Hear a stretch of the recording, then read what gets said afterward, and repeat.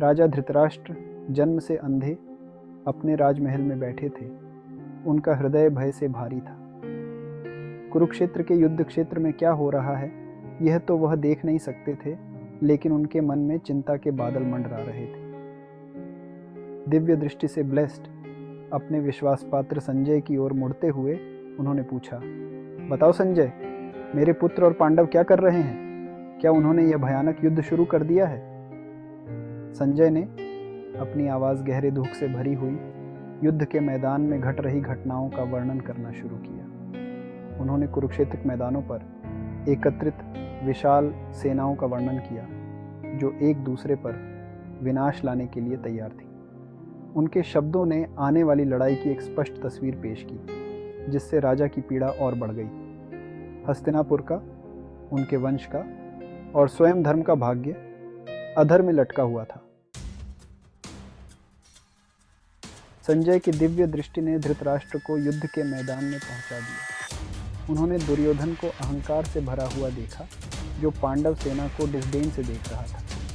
अपनी अधिक संख्या में विश्वास रखते हुए दुर्योधन अपने गुरु महान धनुर्धर द्रोणाचार्य की ओर मुड़ा।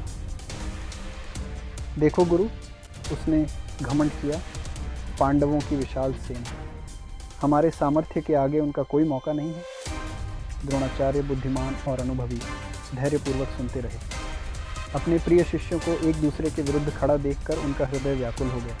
वह जानते थे कि पांडव संख्या में कम भले ही हों, लेकिन दुर्जय योद्धा थे, जिनका नेतृत्व धर्मी युधिष्ठिर और पराक्रमी अर्जुन कर रहे थे।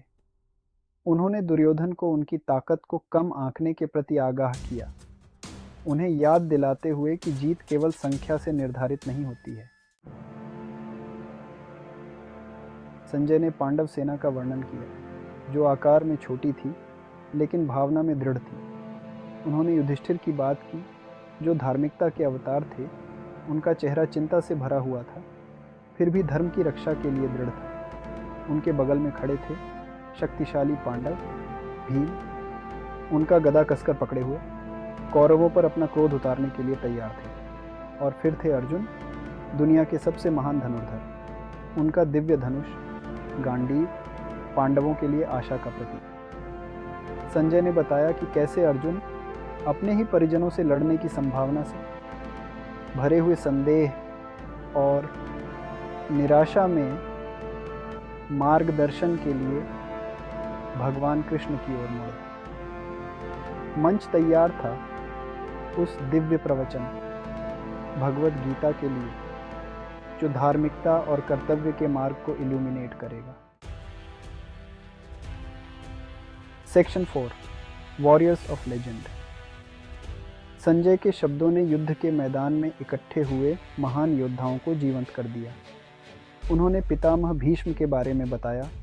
हस्तिनापुर के प्रति उनकी वफादारी ने उन्हें पांडवों की धार्मिकता जानते हुए भी दुर्योधन के लिए लड़ने के लिए मजबूर कर दिया।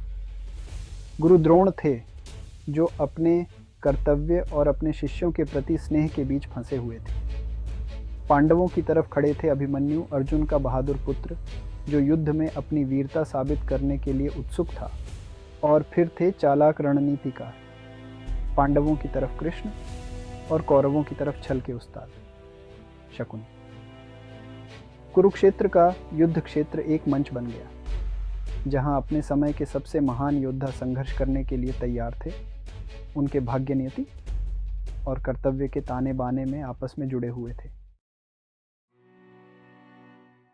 Section 5, the sacred ground.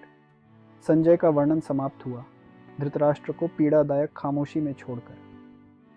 Kurukshetra के मैदान, जो कभी तीर्थ यात्रा और आध्यात्मिक महत्व का स्थान थे, अब रिश्तेदारों के खून से सराबोर होने वाले थे। यह एक धर्म क्षेत्र था, एक ऐसा युद्ध क्षेत्र जहां स्वयं धर्म का भाग्य अधर में लटका हुआ था। महाभारत केवल एक पारिवारिक झगड़े की कहानी से कहीं अधिक एक कालातीत महाकाव्य बन गया।